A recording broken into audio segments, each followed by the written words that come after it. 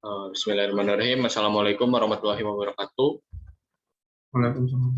Nah, kami di sini akan mempresentasikan tentang tugas besar untuk UAS ini. Nah, untuk judulnya kita ada desain pembangkit listrik tenaga mikrohidro dan perhitungan LCOE-nya. Sebelum masuk ke pembahasan, kami akan memperkenalkan diri dulu. Saya Gibran Herlangga dari Bansa. Dan saya Abel Alvis. Oke, kita akan masuk aja ke pokok bahasannya.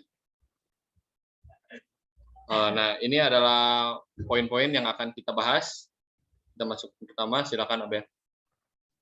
Oke, yang pertama pendahuluan konsumsi energi listrik, khususnya energi listrik, terus meningkat sejalan dengan laju pertumbuhan ekonomi dan pertambahan penduduk yang menyebabkan masalah penyediaan energi di masa yang akan datang.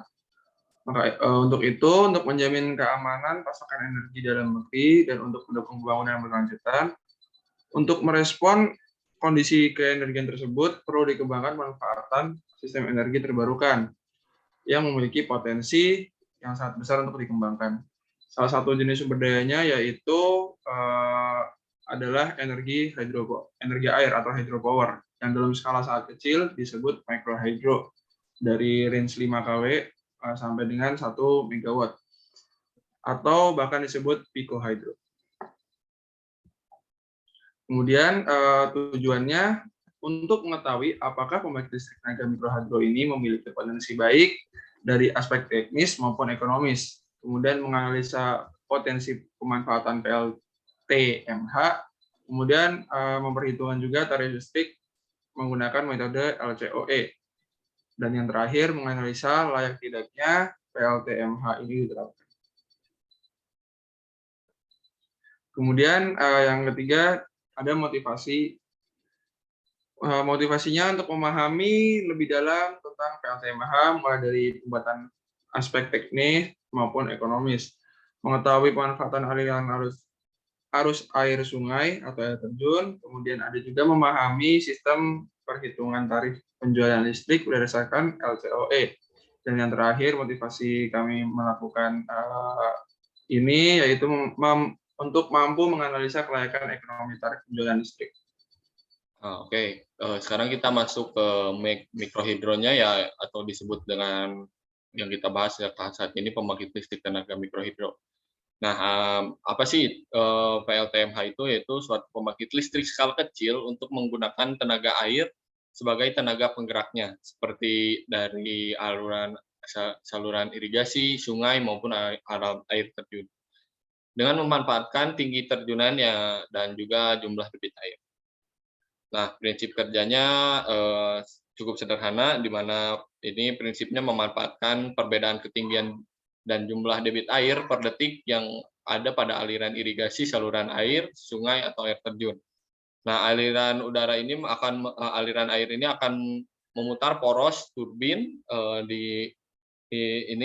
sehingga dapat menghasilkan energi mekanik. Nah, energi mekanik ini selanjutnya akan menggerakkan generator, lalu menghasilkan listrik.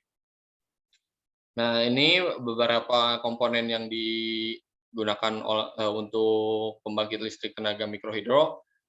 Ada sumber air, bangunan intake reservoir, pipa pesat, powerhouse dan trail race, turbin, generator, drive shifter, controller, serta jaringan distribusi.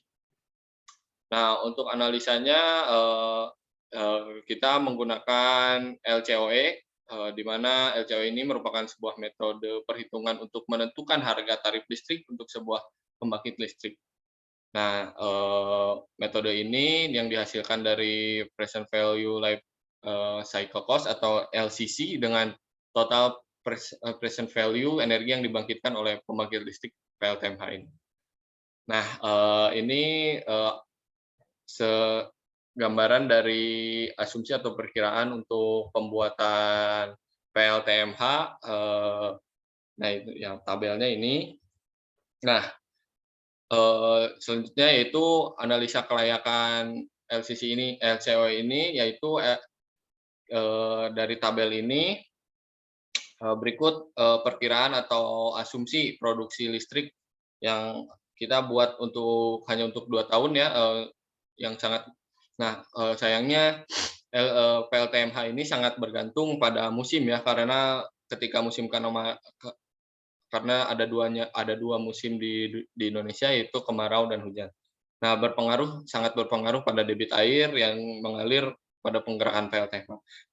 Kita lihat dari April sampai September itu sebagai musim kemarau dengan produksi listrik yang masih di bawah 600 kWh.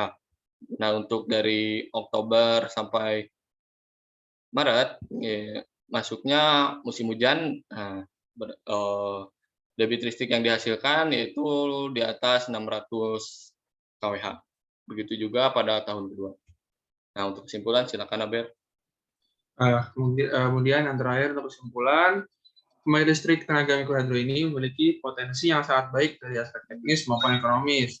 Dengan pembangunan modal yang tidak terlalu besar, namun juga bisa mendapatkan keuntungan yang signifikan untuk beberapa tahun ke depan. PLTMH ini juga ramah lingkungan dan tidak menimbulkan polutan berbahaya yang bisa kita katakan energi ini sangat bersih. Namun kelemahannya dari PLTMH ini bergantung pada aliran air seperti yang tadi dijelaskan oleh Gibran, tergantung dengan musim di Indonesia. Tadi sesuai dengan tabelnya pun dari April hingga Oktober itu terjadi penurunan KWH. Kemudian saat musim hujan dari November hingga Maret itu kembali lagi naik untuk produksi KWH-nya. Hal itu menimbulkan beberapa problem yang saya tangkap. Yang pertama ada apabila listrik turun, apabila KWH itu turun, maka penggunaan listrik tidak bisa sebanyak saat musim hujan. Kemudian dari segi perolehan KWH-nya itu cenderung tidak stabil.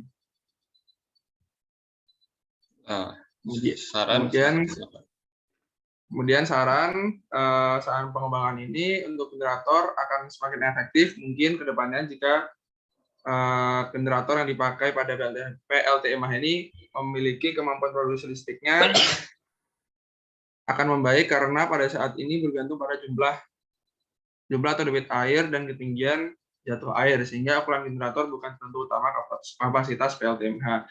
Selanjutnya untuk mengatasi ketergantungan musim bisa dibuatkan bendungan kecil atau bendungan besar agar pada musim kemarau listrik tetap stabil. Baik, ini referensinya. Cukup sekian presentasi dari kelompok kami. Mohon maaf jika ada kesalahan. Wassalamualaikum warahmatullahi wabarakatuh. Waalaikumsalam. Ini tuh gimana udah?